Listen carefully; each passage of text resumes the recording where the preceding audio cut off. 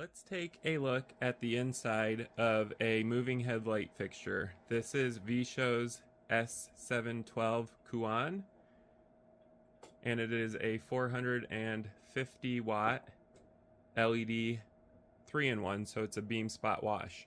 We're going to see how this looks with the chassis taken off. So the front cover has been taken off, and we're going to have a look and see what goes on the inside of one of these lights.